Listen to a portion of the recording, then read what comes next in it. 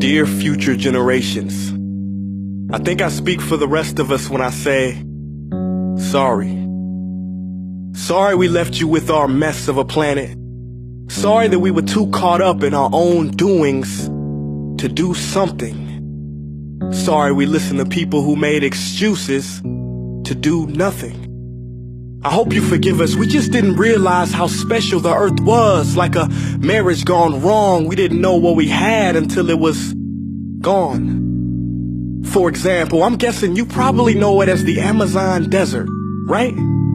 Well, believe it or not, it was once called the Amazon rainforest, and there were billions of trees there, all of them gorgeous. And oh, you don't know much about trees, do you?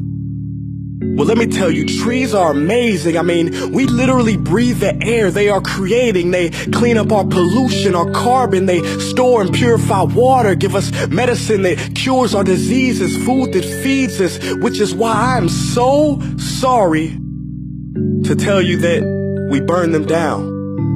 Cut them down with brutal machines, horrific, at a rate of 40 football fields every minute. That's 50% of all the trees in the world gone in the last 100 years. Why? For this. And that wouldn't make me so sad if it weren't so many pictures of leaves on it. You know, when I was a child, I read how the Native Americans had such consideration for the planet that they felt responsible for how they left the land for the next 7 generations. Which brings me great sorrow, because most of us today don't even care about tomorrow.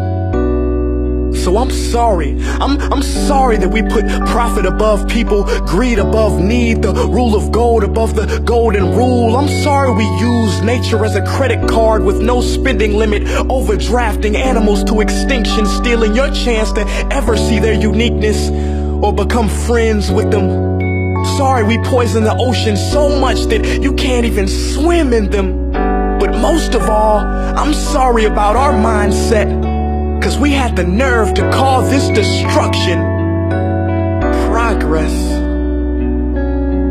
Hey Fox News, if you don't think climate change is a threat, I dare you to interview the thousands of homeless people in Bangladesh. See, while you were in your penthouse nestled, their homes were literally washed away beneath their feet due to rising sea levels. And Sarah Palin, you said that you love the smell of fossil fuels. Well, I urge you to talk to the kids of Beijing who are forced to wear pollution masks just to go to school. See, you can ignore this, but the thing about truth is, it can be denied, not avoided. So I'm sorry, future generations. I'm sorry that our footprint became a sinkhole and not a garden. I'm sorry that we paid so much attention to ISIS and very little to how fast the ice is melting in the Arctic. I'm sorry we doomed you, and I'm sorry we couldn't find another planet in time to move to. You know what? Cut the beat. I'm not sorry. This future, I do not accept it. Because an error does not become a mistake until you refuse to correct it. We can redirect this. How?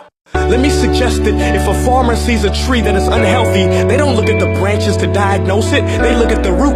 So like that farmer, we must look at the root, and not to the branches of government, not to the politicians run by corporations. We are the root, we are the foundation. This generation, it is up to us to take care of this planet. It is our only home. We must globally warm our hearts and change the climate of our souls and realize that we are not apart from nature, we are a part of nature. And to betray nature is to betray us. To save nature is to save us. Because whatever you're fighting for, racism or poverty, feminism, gay rights, or any type of equality, it won't matter in the least.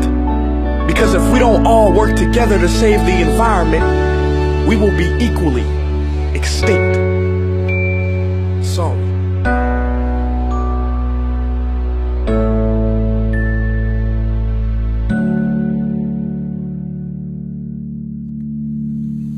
Hey guys, for the past several weeks, I've been here in Africa, the heart of Africa, witnessing the horrific destruction of the rainforest, which inspired me to write this piece.